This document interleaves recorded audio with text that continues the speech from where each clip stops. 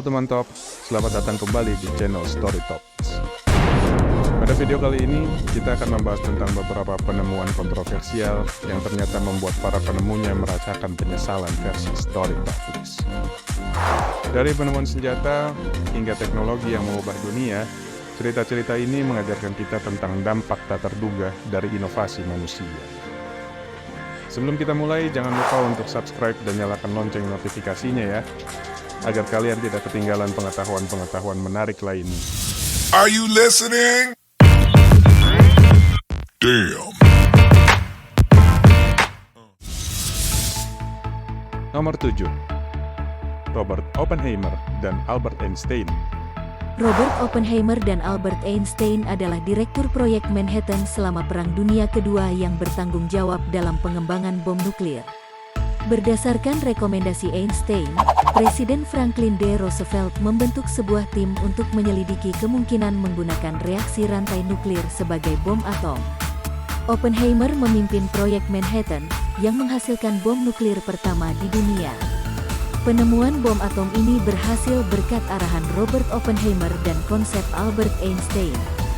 Namun, kedua ilmuwan ini telah menyatakan penyesalan yang besar atas penemuan mereka, sebagaimana yang diungkapkan Oppenheimer melalui sebuah kalimat yang diambil dari Bhagavad Gita. Ia menyatakan, "Sekarang aku menjadi kematian, pemusnah dunia."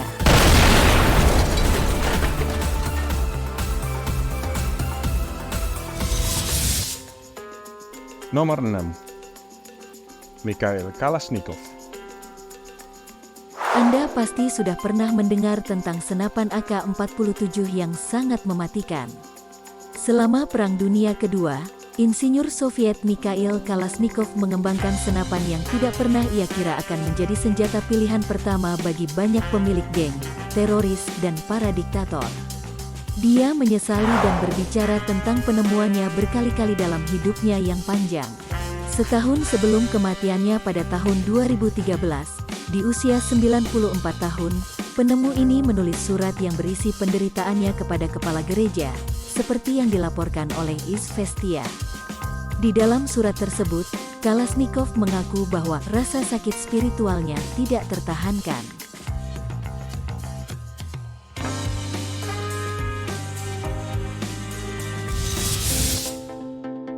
Nomor 5. Alfred Nobel.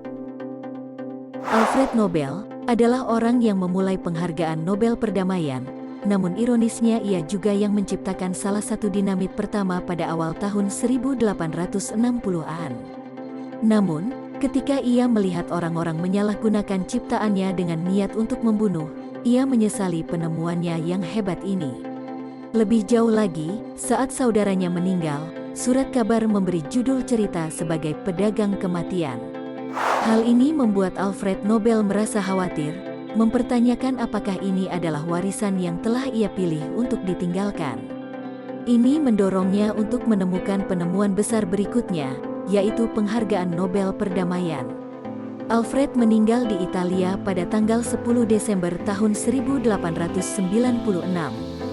Dalam keinginannya yang terakhir, ia menuliskan bahwa kekayaannya harus dialokasikan untuk memberikan penghargaan kepada mereka yang telah berbuat baik bagi umat manusia dalam bidang fisika, kimia, fisiologi atau kedokteran, sastra, dan perdamaian.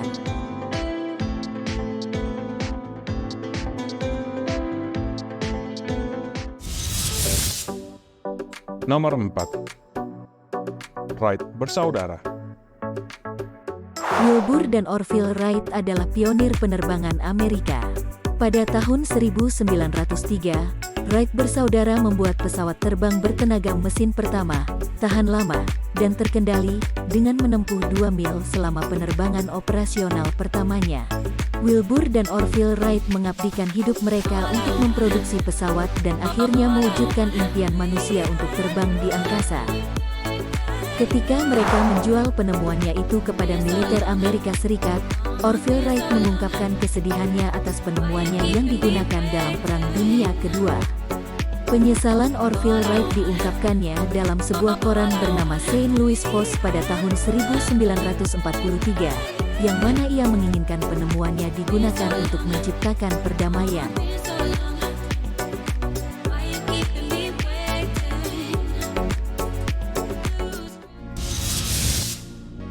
Sebelum lanjut, tekan tombol subscribe-nya dulu ya. Nomor 3. Dong Nguyen. Flappy Bird adalah game yang sangat terkenal beberapa tahun yang lalu. Permainan yang terlihat sangat sederhana ini ternyata sangat adiktif dengan membuat pemainnya sangat ingin menyelesaikan permainan dengan skor tertinggi di setiap levelnya.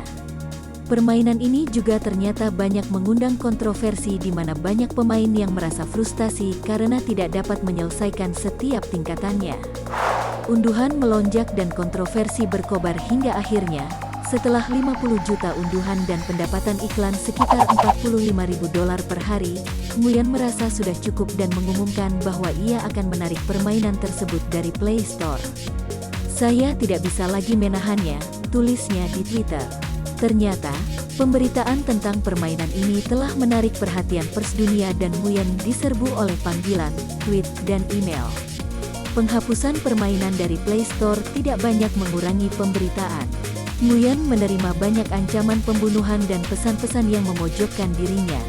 Sementara itu, ponsel dengan permainan yang sudah diinstal terjual dengan harga mahal di eBay, dan sekarang, Play Store dibanjiri dengan judul-judul tiruan permainan serupa.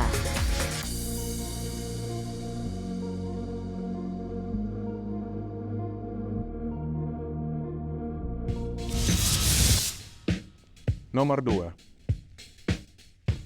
Ethan Zuckerman. Jika Anda pernah menemukan diri Anda berteriak pada layar komputer dengan frustrasi karena iklan pop-up terus muncul dan menghalangi konten di belakangnya, Zuckerman adalah orang yang harus disalahkan. Sekarang ini, Zuckerman menjadi kepala Center for Civic Media di Massachusetts Institute of Technology. Zuckerman menulis esai untuk The Atlantic beberapa tahun lalu berjudul "Dosa Asli Internet", di mana ia sepenuhnya bertanggung jawab atas iklan yang menjengkelkan tersebut. Saat membuatnya, Zuckerman bekerja sebagai karyawan penyedia layanan web. Ia menjelaskan bahwa perusahaan tersebut yang menyediakan halaman web gratis untuk konsumen telah menghabiskan 5 tahun mencari cara untuk menghasilkan pendapatan. Setelah dilakukan penelitian, model bisnis yang bisa menunjang pendanaan kami adalah iklan. Model yang membuat kami diakuisisi adalah menganalisis halaman internet pengguna sehingga kami bisa lebih baik menargetkan iklan pada mereka. Dalam perjalanannya, kami akhirnya menciptakan salah satu alat yang paling dibenci dalam toolkit pengiklan, yakni iklan pop-up. Cara kerjanya adalah membiarkan iklan muncul ketika pengguna mengunjungi halaman tanpa harus selalu mengaitkan iklan dengan konten halaman tersebut. Zuckerman menjelaskan, kami menciptakannya ketika sebuah perusahaan mobil besar meminta kami. Saya menulis kode untuk meluncurkan jendela dan menjalankan iklan di dalamnya. Saya minta maaf. Niat kami baik, ujarnya.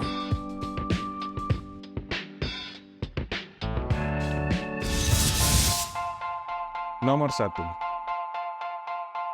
Kamran Longman. Meskipun mungkin tidak sebahaya yang lain dalam daftar ini, Kamran Longman masih memiliki alasan untuk menyesali penemuan ini. Pria yang merupakan agen FBI pada tahun 1980-an ini memiliki peran penting dalam mengubah semprotan merica menjadi sebuah senjata.